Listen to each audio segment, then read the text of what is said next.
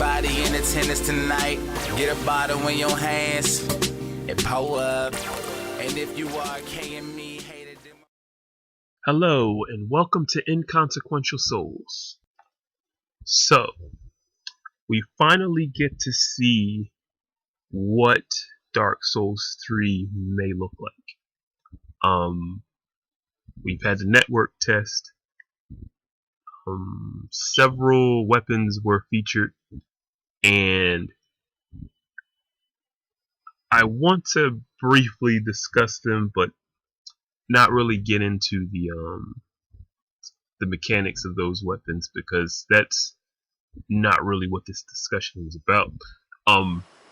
Because this discussion is pertaining more towards thief and rogue type builds, I'm mostly going to be analyzing the weapons that were featured in a network test, in a comparison of what I think needs to happen with more alternative builds like thief and rogue that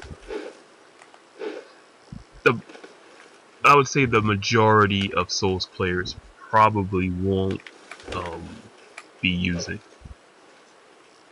Okay, now before I go any further, I have to talk about the 4 essential thief weapons and pieces of equipment. Of course, the first being a trusty dagger or dirk. The second, which is optional, is some form of buckler. Thieves don't tend to use proper shields, or an arm guard, something equivalent to that. Of course, throwing knives, which is very important for controlling space, and your typical bow and arrow weapon. Unfortunately, the dagger didn't make it into the network test from what I could tell, and the bow either was difficult to find or it didn't make it into the network test either. I can say that I am happy with how throwing knives turned out. Really good improvement. And the buckler weapons, which even most non-thief classes use those, but from what I saw of that piece of equipment, really good. Really good. I enjoyed it. Okay, so jumping from Dark Souls 3, I want to discuss a little bit about the series as a whole. Now, understand, I know the series is still evolving, and a lot of times games don't really cater to more unique type builds in any type of RPG or adventure game, similar to something like the Soul series. The thing is, it's just like thieves have had it kind of bad in the Soul series, and I'd like to see that change, where it's more like Dark Souls 2. And I want to make it known that I believe that Dark Souls 2 is one of the better installments in the series for more unique type builds, especially a thief class. And the reason I say that is it goes just as deep as the diverse weapon selections. Like, I can't think of any other Souls game where there were a selection of daggers in the double digits. And what I've noticed is, whilst I was playing a thief in Dark Souls 2, even though I was using the same class of weapon, the dagger, the bow, some kind of buckler, or some other sidearm to try to mix up gameplay a little bit, I noticed that I was still able to evolve my character where I could cater to a specific type of dagger user. And it wasn't just about whether or not something inflicts a status effect or if it didn't do significant damage in comparison to another type of dagger. It was more so which dagger is more suited to what it is that you want to do with this character. And I really like that about Dark Souls 2. So I'm trusting that, and it's looking really good. It's looking really promising with the weapon arts. Just the little detail with the throwing knives. Like, I really have to stress how impressed I was with how throwing knives work. But I'm trusting that that amount of detail goes into the more alternative weapons, like the daggers for thief builds. Okay, so jumping from Dark Souls 2 to Dark Souls 3 in reference to Dark Souls 1, you might be asking, like, well, what are you worried about? You like what you saw in Dark Souls 3. More than likely some of the elements from Dark Souls 2 might carry over to Dark Souls 3. Yes, that's true. However, Dark Souls 1 was the enemy to thief builds in so many ways. And at least from what I could tell, the network tests felt a lot like the first Dark Souls. Well, let me be a little bit more specific. Okay, so poison specific, right?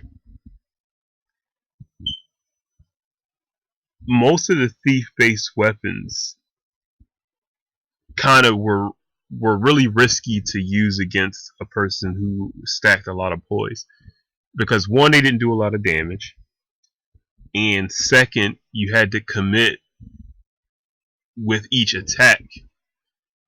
It was almost like, why bother using these weapons? They were good, you know, but I think what the biggest problem was the unintended mechanics. Like, for example, poise probably wouldn't have been so bad if it wasn't for the backstab exploits, and poise wouldn't have also been so bad if maybe there was a little bit more support or support items for weapons like daggers and stuff. Whereas, like, when you look at it, it's sort of like any of the support items that you can consider being for daggers were better off just being used with something else. Like, for example, the Hornet's Ring. Better to use it with some kind of club weapon and then just use the backstab exploit and two-shot your opponent or one-shot him. It sort of was just like the only reason you would use any of the thief-type weapons was because it was fun. They really had no place in Dark Souls 1. And for example, like the throwing knives, like, and that was a real shame because you got to see the potential of how the throwing knives could have worked when you fight the Painted Guardians in Anor Londo.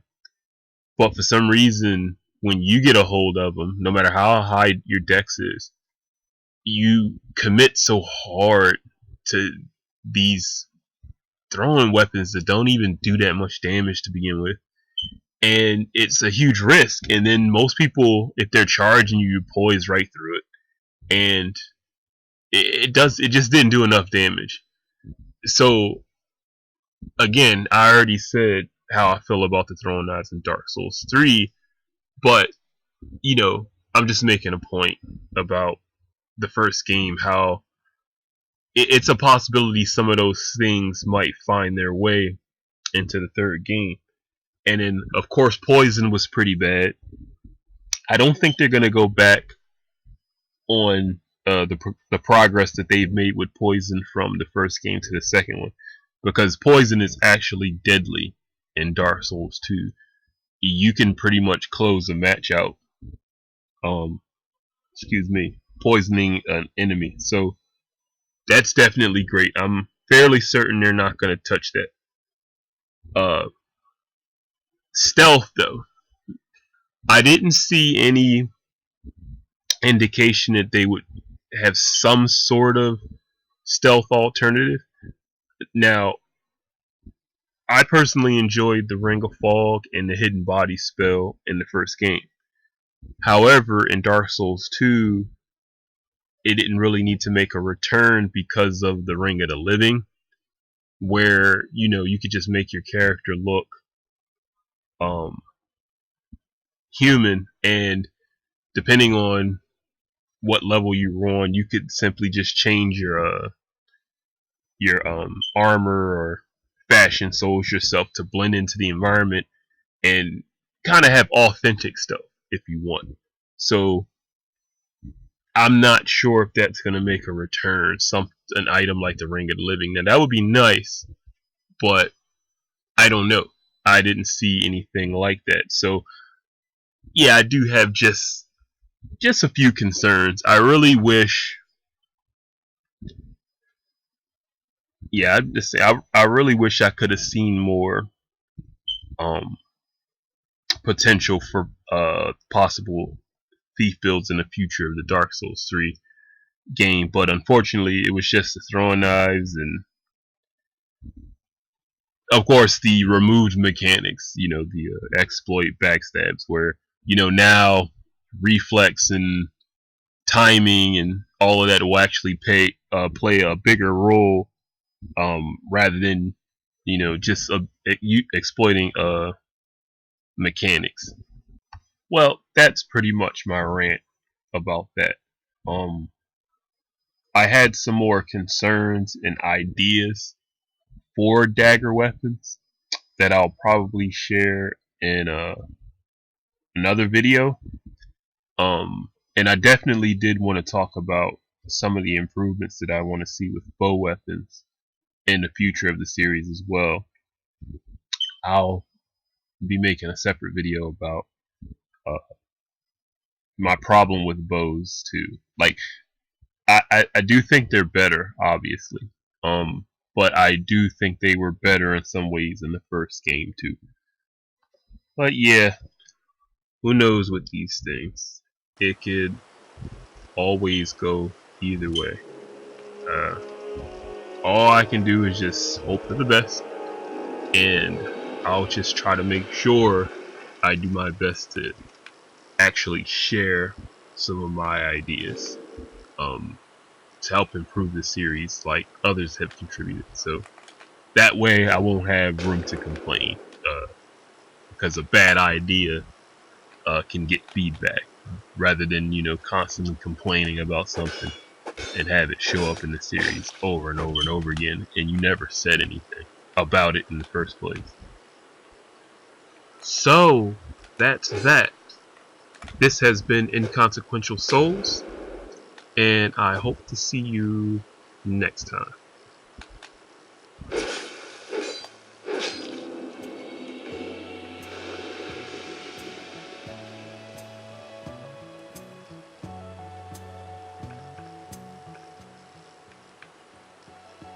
Snakeskin EKs, tight turtlenecks, Jordache jeans, stone watch, sneaks to match, charm bracelet.